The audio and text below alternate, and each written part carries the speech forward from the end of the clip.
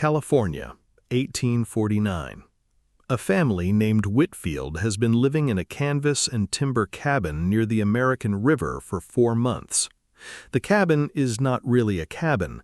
It is a frame of rough-cut pine logs with canvas stretched across the gaps where a proper builder would have used planking. The roof leaks when it rains.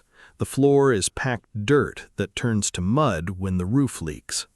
It is the best shelter Thomas Whitfield could construct with the materials available after spending everything the family had on the journey west.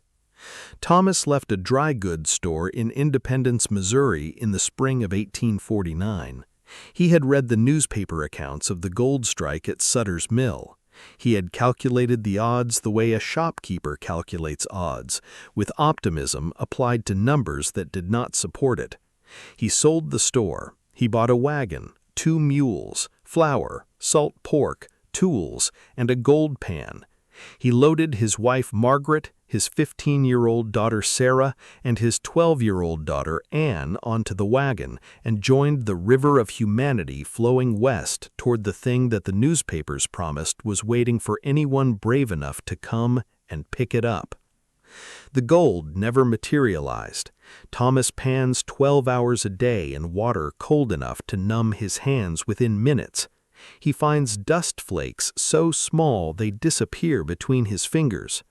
In 4 months of work, he has recovered less than 3 ounces worth, roughly $48 at the inflated prices the camps charge for everything.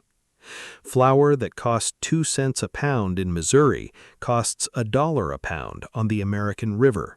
Salt pork is $4 a pound. A single egg costs more than a day laborer earned in a week back east. The family is surviving, barely. The savings that funded the journey are nearly gone. The store in Missouri is sold to someone else. There is nothing to go back to. The nearest settlement is a camp of 600 men and 11 women.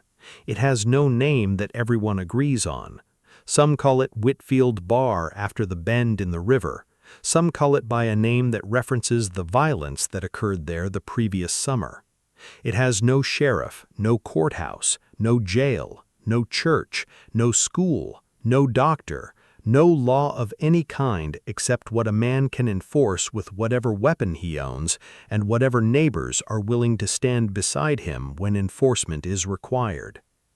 The 11 women in the camp are wives of miners, 2 of them, and women whose presence in the camp's 3 saloon tents is understood without discussion. On a Tuesday evening in November, 3 men rode up to the Whitfield cabin. They were not miners. They carried no pans, no shovels, no picks. They carried revolvers and a confidence that men carry when they know the landscape they operate in better than the people who live on it. They had been watching the Whitfield claim for 2 days from a ridge above the river. They knew Thomas owned a single-shot rifle. They knew Margaret and the 2 girls were in the cabin during the hours Thomas worked the river. They knew the nearest occupied claim was 1.5 miles downstream and that the terrain between the 2 claims was dense enough with pine and manzanita that sound did not carry. What happened to the Whitfield family that evening was not recorded in any court because no court existed within 100 miles. It was not investigated by any lawmen because no lawmen had jurisdiction over a river bar in the unorganized territory that California remained until statehood the following year. It was not unusual. The California Gold Rush is taught as an adventure story, the Great Westward Migration, the pioneering spirit, the birth of the American dream in the rivers and mountains of the Sierra Nevada. What is not taught is what happened to the families who followed that dream into a landscape where the absence of law meant the absence of protection, and the people who understood that absence best were not the miners, but the predators who followed them.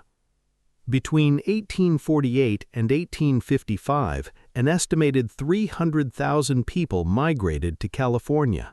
The overwhelming majority were men, single men, young men, men who had left families behind or who had no families to leave, men who had quit jobs, abandoned debts, walked away from responsibilities, and headed west with nothing except the conviction that gold would make every sacrifice worthwhile. The gender ratio in the mining camps was staggering. In some camps, the ratio reached 30 men to every woman. In others, it was higher. The mining regions of California during the peak years of the rush constituted the most gender-imbalanced population center in American history. The legal infrastructure was virtually non-existent. California operated under military governance from the end of the Mexican-American War in 1848 until statehood in September of 1850. Military governance meant that a handful of military officers were nominally responsible for law and order across a territory of over 160,000 square miles, into which hundreds of thousands of people were pouring monthly. The officers were concentrated in coastal settlements. The mining regions, spread across the western slopes of the Sierra Nevada from the Feather River in the north to the Tuolumne in the south, operated in a legal vacuum that statehood did not immediately fill. After 1850, California had a constitution, a governor, and a legislature. It did not have a functioning judicial system in the mining regions. Courts were established in Sacramento and San Francisco. They were not established in the hundreds of camps scattered across mountain terrain that could take days to reach on horseback. A crime committed on an isolated claim in the Sierra foothills in 1851 might as well have been committed on the surface of the moon for all the legal response it would generate. The nearest judge might be a week's ride away. The nearest jail might not exist. The geography made everything possible. Gold deposits in California were distributed along rivers and streams that cut through the western slopes of the Sierra Nevada. The terrain was steep, forested, and broken by canyons and ridges that divided the landscape into pockets separated by distances that were short on a map and enormous on foot. A family on a claim at the head of a canyon might be 2 miles from the nearest neighbor measured in a straight line, and 6 miles by the only trail passable with a mule. The forest was dense. Pine and manzanita and oak created a canopy that absorbed sound the way water absorbs stone.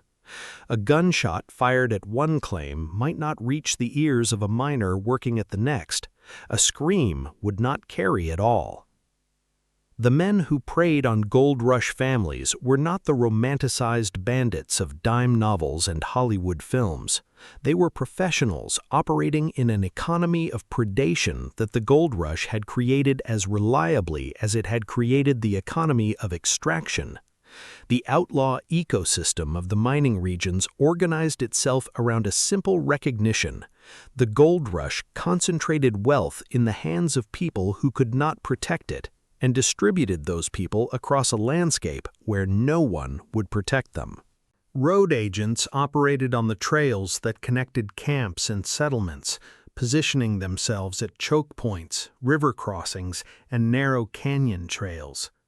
Claim jumpers targeted settlers, informing families that their productive claim now belonged to them through force of numbers and weapons. The most organized of predators were the gang networks that operated across multiple camps. These persistent organizations tracked the movement of families with commercial attentiveness, knowing which families had savings, which claims were isolated, and which cabins contained daughters. When claims were attacked, the father was dealt with first, killed or beaten unconscious. Gold, weapons, and supplies were taken. But for the women and daughters, the aftermath was far worse. Frontier accounts used coded words like depredations and outrages to conceal the reality. Wives were often brutalized and left behind as a warning, while daughters were abducted to enter a commercial supply chain. These abducted girls were moved along hidden mountain routes to boomtown establishments in places like Sacramento, Stockton, Marysville, and San Francisco. There they were trapped not just by physical guards and chemical dependencies like laudanum, but an inescapable debt system. The establishment assigned them debts for their transport, clothing, and board that grew faster than their labor could ever repay. These establishments were not hidden, they were the most profitable and visible economic engines of the boomtowns, paying taxes that funded local law enforcement and supporting surrounding merchants.